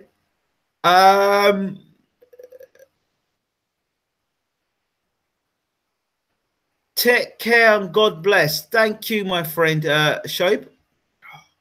Let's see what's going on here. Oh. Chris, says John Hugh, how do you see Wilder AJ playing out? I've just turned up, so my apologies if this has already been covered. How do I see it playing out? I think they'd both be cagey. I think we'd have probably 2 or 3 rounds of them just sort of having a look at each other and trying to see if there's any gaps. And then I think the first punch it lands, and I think they're just literally, it could be hilarious. They could both go over. Okay. Yeah, and I honestly believe the first fighter, either of them, to land the first telling punch wins the fight. I go Wilder's favorite going into that fight. For me, he's the favorite going into the fight. Yeah, well, he keeps proving us wrong. I'm resisting to get too carried away with his performance against Ortiz. But he's the baddest guy on the planet. He just fought a guy that AJ didn't even want to fight. Yeah, nobody wanted. Well, you could see why they didn't want to fight him. But again, he fought very tentative early on, like he knows he doesn't hold a shot. Wait. Let me ask you something here. Ortiz was the baddest guy on the planet. Nearly every guy Ortiz fought, he knocked out. Right? He was the baddest guy on the planet. He was the heir apparent to be the next heavyweight champion of the world. He was most people's bet to beat Wilder. He's a knockout specialist. You tell me why you wouldn't have taken a cautious approach to Luis Ortiz. I mean, yeah, no, exactly. Yeah, no, yeah, I can't fault him. I mean, it was a. Listen, just say I don't like the guy's technique. He's a tremendous puncher, but I hate his technique. Just say that. Yeah, I do. Yeah, I do. I think he's not easy on the eye to watch. He looks uncomfortable. He looks awkward. He looks ungainly. Them little toothpick legs. Yeah. But I got to give him his props. I wouldn't have put my life on Ortiz beating him. But I thought he was in with a much bigger shout than the bookmakers suggested. That's for sure. But yeah, it was entertaining once it got going, and I think that'll be a bit like Joshua and AJ. I actually think, it pains me to say it, but I think AJ beats Wilder. We'll have to have a friendly vegetarian pint on it. We'll have to. Definitely. That sounds like one. Definitely. We'll have to do the big debate if the fight ever happens, if he gets past Joseph Parker. But it's a big if for me. Yeah, exactly. That ain't a given either. But I think it's the biggest money fight out there. Like I say, I'm still unconvinced by Tyson's plans this year. He could miss the boat completely. Yeah. Does he have the ambition? I mean, they say about him losing all that weight. Yeah, I seen him. He did an after dinner somewhere the other day. I watched some footage of it on YouTube, and he still looked huge. Yeah. So, I mean, yeah, he's definitely in the gym. We see plenty of that footage. Shame we didn't see any footage yet of him sparring Lucas Brown. That would be. Yeah, I would like to have seen that. Oh, while I was at it, speaking of sparring, there was something interesting. Brian Jennings said he was sparring David Haye. And you know what he said to me? He said to me, I can't reveal what happened in sparring because it's meant to be. I wrote an agreement about what happened in sparring. Yeah, signed a disclaimer. Yeah, disclaimer. Yeah. What the hell is that meant to be about? Well, I think because the stories get out there now so quickly, and so it's like this AJ thing with Parker. People like to tell sparring stories, which listen, some guy I've seen some great champions in sparring that look like shit, but for some reason when it's fight night, they're different gravy. Some people treat sparring. I mean, you look at the fighters Chris Eubank Jr. was bringing in for sparring, stiffs, just punch bags. How on earth was that any good for him? And I mean, he's surrounded by knowledgeable people, and I'm like, surely they must look at it and go, why you might as well spar me? What are you sparring him for? You might get the call up next. No, I'll pass, thanks. I gotta keep these looks for TV. I'm crazy, but I'm not that crazy. I'm too old for that shit. Okay. What are your predictions for? This is an interesting topic. Price versus Povetkin. Oh, God. Someone really doesn't like Price, do they? Why are they putting him in there? I mean, listen, the guy, he can punch, right? But no, it's just all wrong. I don't like it. The guy, every time he's been stepped up, is proven he can't do it. He can't do I'm it. backing Pricey. Yeah, I want Price to win. I'd love Price to win. It'd be an amazing story. Of course, I want him to win, but I just worry for his safety, man. I just don't. I mean, he's been beat by some seriously average opponents, and now they're putting him in with a former champ who's still ambitious. Well, we'll find out if he's ambitious when if they make the fight and see what weight he comes in at. If he comes in at a sensible weight, then we know there's still ambition there. But yeah, that's a strange old matchup. But fair play, he asked for the fight. So, I'm telling you, that is a fight that Price can win. Yeah, I know it sounds mad. I'm backing Price for it, and I'm backing him unreservedly. I'm not going to talk about his chin. I'm not going to talk about his poor jab. I'm just going to say, you know what? He's got a big right hand. He's going to hit Povetkin on the chin, and Povetkin's going to go over, and it's going to be like a fairy tale. It's going to be like when England won the World Cup in 1966. The problem is, Price is so suffers with so much anxiety that by the time he gets sort of mid second or third round, he's blowing. So he's gonna have to get him out there early. Otherwise, I'm getting very despondent now. Chris, you're making me very despondent. I'll have a tenner on Pricey just to make you feel better. I'll have a tenner on Pricey, as Bunce would say. Stick a tenner on Pricey. Yeah. Go on. Stick a tenner on Pricey. Oh, brilliant. Can't believe I'm going to do it now, and I'll take a picture of the betting slip just to show you how you've messed my mind up. Look, Price can do it. I'm gonna go along the casual route. He's bigger. He's stronger. He's longer. He's from Liverpool. Yeah, he's a Scouser. Yeah, he's a Scouser. Yeah, that'll sort it out.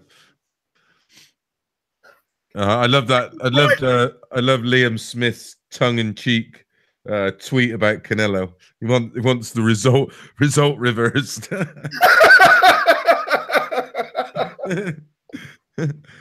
Oh dear. Oh dear me. That is good. More questions for you, Chris. Let's see what we've got here for you. Oh dear, Kell Brook. Oh dear. Ouch. What are your thoughts on Kell Brook's situation? His recent confidence on wanting Spence at 154. He can't be skint, so he's just got to have something wrong with him, hasn't he? Oh, he has. He needs to come out. That's what he needs to do first of all. Yeah. Listen. He's another one. He's great up to at his level. He's a great fighter and a good operator. As soon as you're talking about Charlo and Crawford and Spence and these guys are elite. You know what I mean? Yeah. He hasn't beat.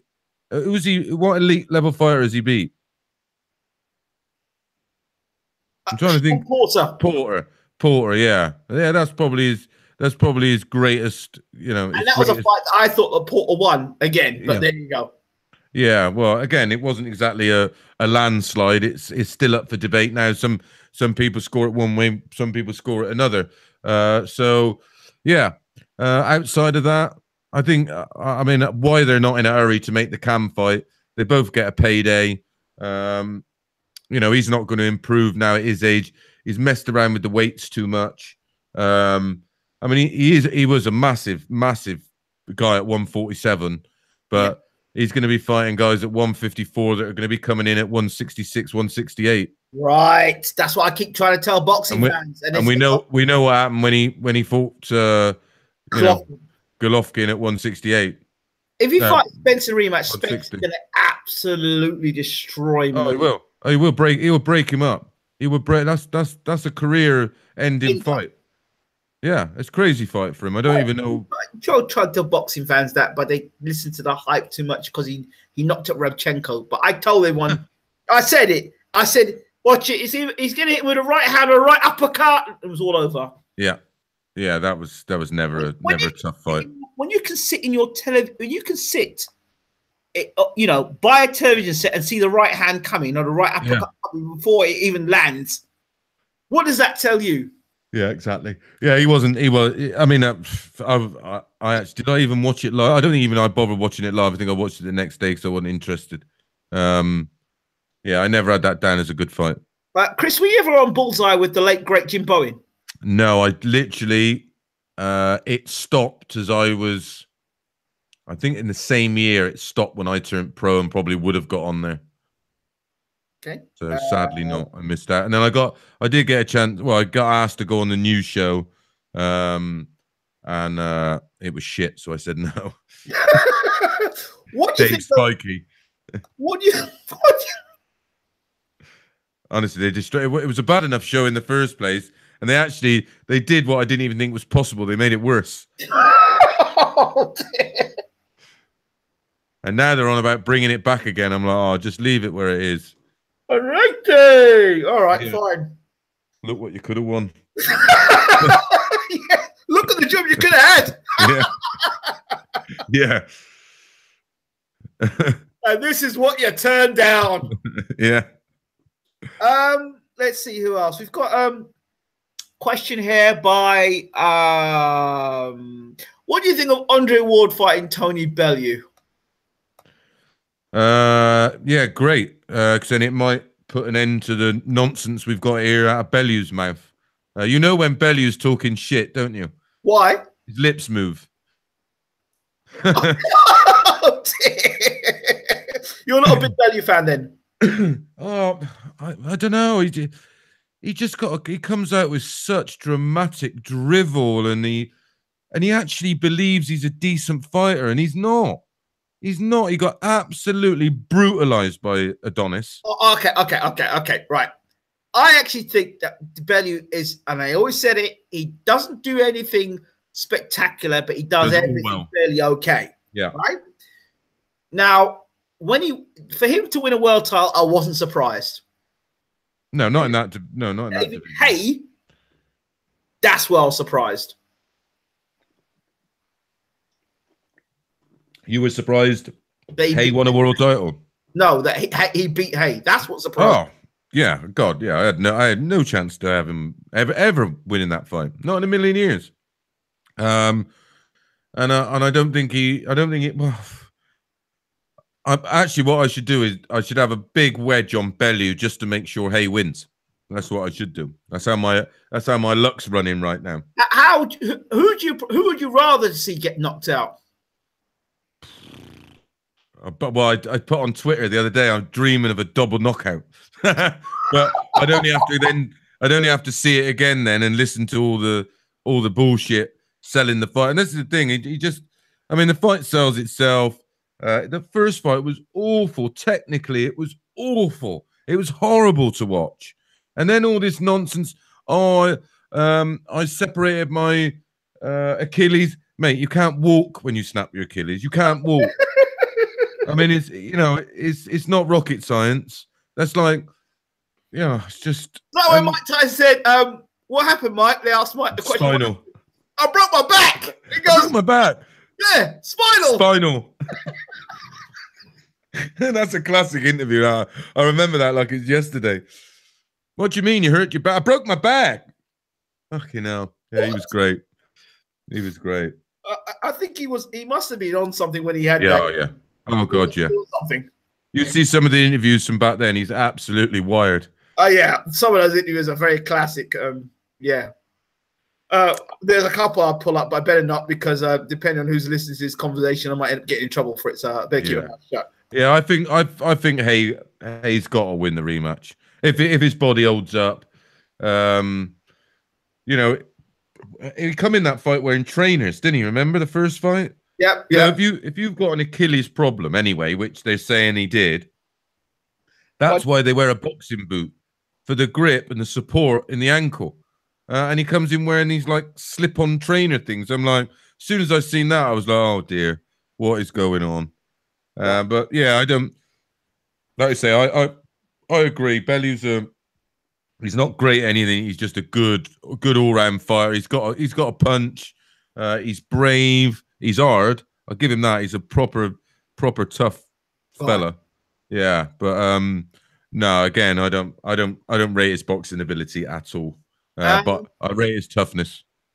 Anthony Yard. Before I talk about him, Yeah. did you see our interview with Dimitri Bivol? No, I haven't watched it yet. He spoke to us live, Oh wow, face to face. That was amazing, and we're going to be having him back on the show shortly. I oh asked him brilliant. about the light heavyweight division. Yeah. He spoke. He did not. I said Frank Buglioni. He says, "Who's that?" Then I said Anthony Yard. He went, I know Anthony Yard. He's the guy with the big muscles, right? Yeah. So, what are your thoughts on Anthony Yard?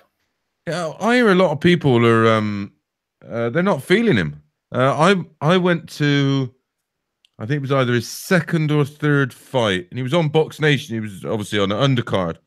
And I met him. I thought, nice guy, and he was a big guy for the weight, real big guy. Punches hard, looks for the knockout as well. So I started to follow him. I've been following him since then, but he gets a lot of hate. A lot of people think he's massively overrated.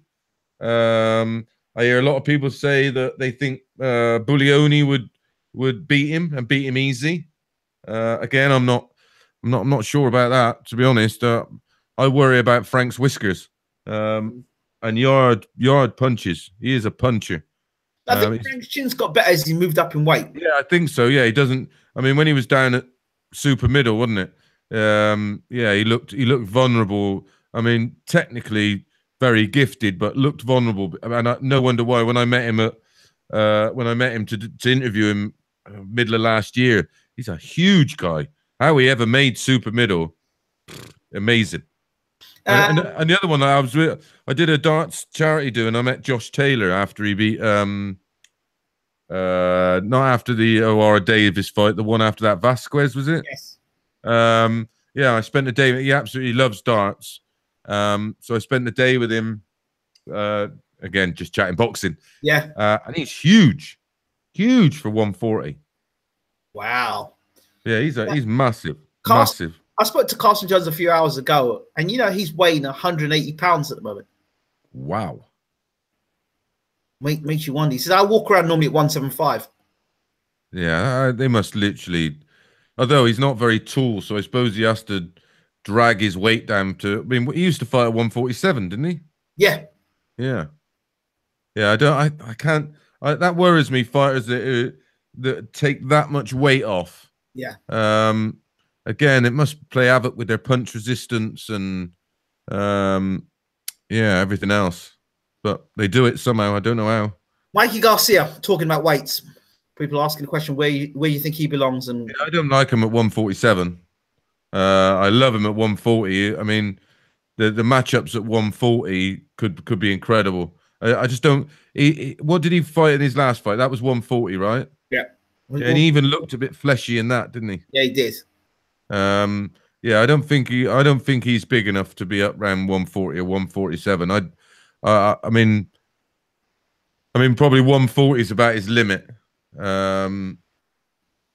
He's Spence. He's crazy. He what? He wants to fight. He talked about fighting Spence. He's crazy. Yeah, they just want the money. They know it's a payday. I tell you, what fight did I watch the other day? Brandon Rios. Did he fight recently? Oh, I loved that knockout. I loved it. I loved every second of that knockout. Yeah, that was a punch. That was a proper knockout. It had no business being in a ring anymore, Brand. He needs to retire. Yeah, he's punchy as well. Yeah, he's punchy already. So, yeah, he's another one needs saving from himself, really. Yeah, exactly, absolutely. Let's see. I've got any more questions for you. If Tyson gets back to his old self, which is looking more likely, okay, do you think out of the current crop of heavyweights will give boxing style the most problems? I personally think the version of Tyson Fury that beat Klitschko beats any current heavyweight out there. He's too mobile, too elusive, too crafty. He's got too much ring craft. They all rely on power. He relies on movement. I mean, he would be virtually impossible to tag with one of them. I mean, the only one that really potentially could tag him would be Wilder because he's so unorthodox. Thing is, Ben Davidson, Peter Fury. I mean, he's in a chalk and cheese, and are we going to get that in the fight we get with Tyson today? No, ain't gonna happen. That kids don't have the experience, don't have the knowledge. Certainly, maybe at the lower weights, but I don't think he. You know, what I mean, he's not gonna have the understanding of heavyweights. That's totally different. I mean, it's night and day up to all the other weights, especially in terms of movement, game plans. You know, it's all right eating all them pads, and you know, look what that did for Eubank Jr. You know what I mean? It's all, you know, and all this pad onto glove. Where's all that come from? It's all this Mayweather nonsense. Absolutely. You know, and that you know, that don't. I mean, it might be okay for fitness, but certainly in terms of putting combinations together at distance, because you don't throw those shots at that distance. Absolutely. Yeah, I think that version of Tyson Fury, if he gets anywhere near that, I don't think. I think the only person who may have a shout, only because he's so unorthodox and throws punches from way out, would be Wilder. I'm going to say we're not going to see that version of Tyson. Nah, I don't think so, mate. I do. Listen, what's he had now? Has he had 4 or 5 months training? Yeah. Allegedly. Yeah, he shouldn't. I mean, that's a 16-week camp. He shouldn't be, you know, he shouldn't be far away of fighting at all. You know, and he still doesn't look. I mean, you see some pictures of him. I presume they must be photoshopped because, like I said, I've seen a picture of him at an after dinner thing the other day, and he looked massive still. Yeah. And he has to be for Tyson Fury to be effective. He has to be lean and fit as a butcher's dog. There's no good him like the other heavyweights can come in heavy and get away with it. They rely on power. He needs to be athletic to be effective because that's his game. There you go. I've got like 8 questions left here for you. I'm going to try and get through as quick as I can. Frank Buglioni, Callum Johnson. Yeah, Frank wins fairly handily. I think he might get the stoppage. Linares Lomachenko. Lomachenko can't go against him. High tech. I don't know how he wins a fight. Probably points. Do you think Povetkin will accept step aside money if he wins against Price, or demand his strangest shot at Joshua? He'll take them step aside money, I'd say. That's if he don't get knocked out by Price. Come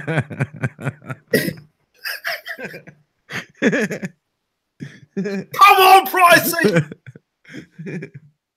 I believe in you. Oh dear. Oh dear. Did you hear Eubank call out Caleb Truex, by the way? No. He called out Caleb Truex straight after he lost to George. The guy that beat De Gale. Yes. And Truex called into the show about 15 minutes after he said that. No. Yeah, and we had him on. He said that Eubank needs to go back to school, learns how to box properly, and get in line. Yeah, exactly. Yeah, he's been so badly exposed. When you think how he used to talk to all the other fighters and the way he behaved, I know he ain't changed. He ain't changed a bit though. He's still coming out with some seriously bizarre stuff. I'll have to take a pop down to. I'll have to take a 15-minute trip down the road and go and see the Eubanks. I've got to do it. Yeah, go. In his face to see what happens. Yeah, it has to be done. Yeah, Caleb Truex, James DeGale too. Yeah, I think DeGale's on a slippery slope after that battering he took off of Badu Jack. Some fighters never really get over beatings like that. And he was messed up. He knocked his teeth out, didn't he? He busted him up. And what is he in now? He's had a tough career. Yeah. Tough career. Yeah, I just think I think he might be a bit shot worn. And I think he might get beat again. I'm going with Caleb Truex by knockout. Yeah, I wouldn't be surprised at all. Ask Chris about Scott Quigg efforts against Valdez and his face making him become a new Avatar character. Well, he is a seriously tough little fella. Yep. And after finding out that, you know, listen, I mean, he was overweight. But fair play, they both agreed on to let the fight go on. Listen, he had nothing to gain. If he won the fight, he didn't win the title. He was already giving up his money. He could have just walked. But fair play, put a fight on, and he was brave, too brave. Yeah. I couldn't see a way he could win the fight. I would have pulled him out way earlier and let him, fight another day. But all credit to him. But yeah, good. It was a good, entertaining fight. Probably for the wrong reasons, but you don't like seeing it. I mean, the other guy had a broken jaw, didn't he? Yeah. And I mean, he looked terrible, Quigg. But yeah, fair play. He gave up 20% of his purse, didn't fight for the title, and got hiding. And people are still moaning. Oh, well, he shouldn't have fallen. He shouldn't have. Well, how about all the people that bought all the tickets? How about the the TV networks and everything else? There you go. After the fight took place, and fair play, he showed his bravery. And he earned his money that night. My God. One of my favorite fighters, Badu Jack, challenges Adonis Stevenson for the world light heavyweight title. Your thoughts? Yeah, I got Jack in that fight. There you go. I got Jack in that fight. I think Adonis too inactive. How old is he now, Stevenson? 40 something. Yeah. Jack's too fresh. Too fresh, too active. Stays in good shape. Yep. And he wants the fight. That's the difference. Adonis is one of the best fighters in the world today for me. Yeah, I agree. Yeah, he's. I'd love to see Badu Jack versus Andre Ward. Actually. Yeah, that'd be a great fight. That'd be. I mean, there was talk of Andre Ward fighting at heavyweight, wasn't there? Yes. Remember, I told you about that stuff as well. Yeah. And he's coming in. He'll go to heavyweight. Yeah, that's. I mean, years ago, when the division was slightly different, it's just full of giants nowadays, isn't it? If you're not sort of no, he could still beat Manuel Shaw. Yeah. I'd have no problem putting him in with David A. That's for sure. If David A had a title. Oh wow, big statement there. What do you make of Anthony Joshua getting a restraining order on Bomb Squad? A restraining order? He can't get in the ring. Is that right? Oh God. Oh dear, oh dear. Yeah, he's getting a little bit prissy, isn't he? Is AJ? That's the thing. I suppose the fight don't need selling, does it? It's that's a sold out fight. Don't matter where they put it on the moon, they'd sell it out. Yeah, I didn't know he had a restraining order. That's quite funny. Oh, big girl's blouse. As I hiding behind the sofa, as I say it. Yeah, I'd love to see. I want to see a bit of needle between them two. I want to see him. I'd like to get Wilder, get between those ropes. He did it with Joshua. He did it with Fury. Why not? Yeah, exactly. Get in there, have a good look at him. But AJ's like, if he comes anywhere near me, I'll bang him out. Oh, great idea, mate. Yeah. That's the end of that fight and another 20 million quid. Yeah, there's this strange old setup that I'm surprised. Very strange night if Parker were to beat Joshua. Oh my God. Could you now imagine if Parker were to beat Joshua and the restraining order was there? Was all right. Well, then Wilder could get in the ring and face off against Joseph Parker instead. That'd be funny. Oh my God, could you imagine? It'd be just a wash of Kleenex with everybody crying their eyes out if he gets beat. And it'd be mourning. My God, it'd be a casual state of mourning. Channels will get shut down. Yeah, the world would come to a standstill. Yeah. I wonder if Eddie would be as keen to re-sign him if he does get beat. I bet no wonder he's holding out until after his next fight, just in case. When I say it could happen, it wouldn't be.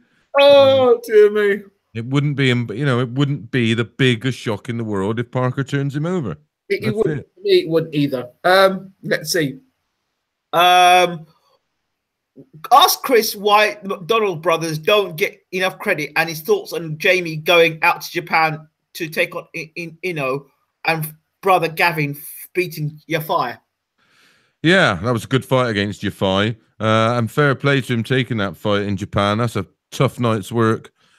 They just don't have the profile, do they? They don't really have anything about them, and that's the sad world we live in nowadays. If if you bark a lot and you make a lot of noise, even though you're not that good, you get more exposure. And that's it, really. They're both good technically, nice fighters. Yeah. I quite like watching them myself personally. I think they're two good technicians. Your fight fought terrible against Get Oh God! I mean, what was the game plan? You're a short guy and you're trying to box from the outside. Really? Yeah, no game plan. Absolutely no game plan. He was lost. He was actually lost, and you could see, and he's almost looking around for someone to say, right, this is what you need to do. Yeah, that was, and he got beat easy as well. We've got someone here, Calify. Well, ask Chris about Calify calling out Chocolatito. Yeah, another one of these. Well, it's just delusion, isn't it? I